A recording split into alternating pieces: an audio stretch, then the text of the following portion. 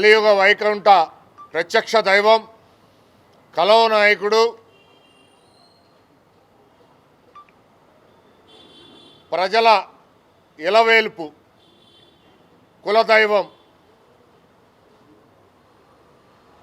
తిరుమల శ్రీ వెంకటేశ్వర స్వామి వారి సంబంధించిన కైంకర్యాల్లో కానీ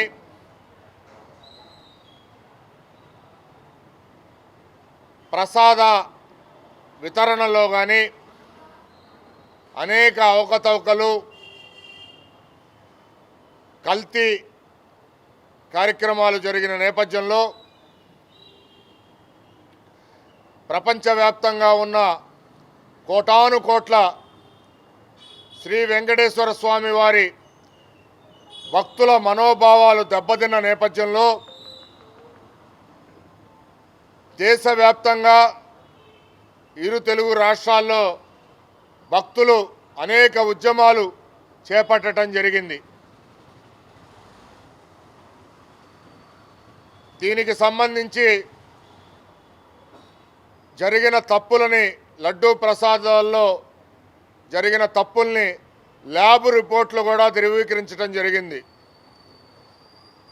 దీనిపైన రాష్ట్ర ప్రభుత్వం, కూటమి ప్రభుత్వం సిట్టు వేయటం జరిగింది. అట్లానే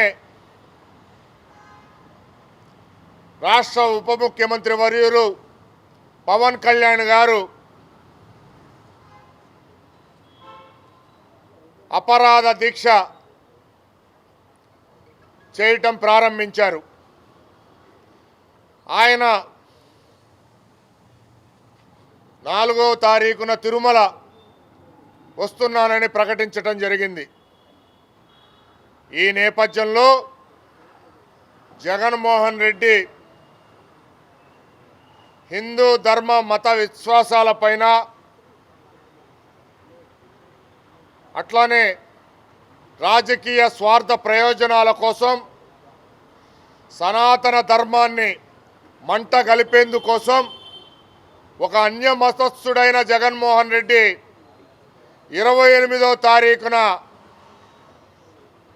తిరుపతి అలిపిరి నుండి తిరుమలకు కాలినడకన వెళ్ళి స్వామివారిని దర్శిస్తానని ప్రకటించడం జరిగింది. దీనిపైన ఆంధ్రప్రదేశ్లో ఉన్న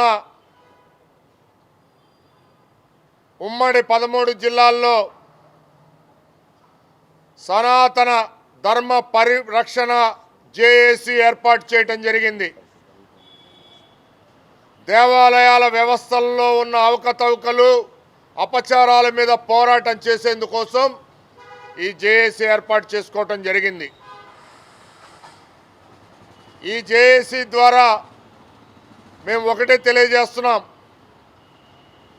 జగన్మోహన్ రెడ్డి గారు మీరు తిరుమలకు వెళ్ళటానికి కానీ, తిరుమల స్వామివారిని దర్శించుకోవడానికి కానీ, అలిపిరి నుండి కాలిబాటలో తిరుమలకి చేరుకోవడానికి కానీ మేమెవరూ అభ్యంతరం పెట్టాం, సగౌరవంగా ఆహ్వానిస్తాం.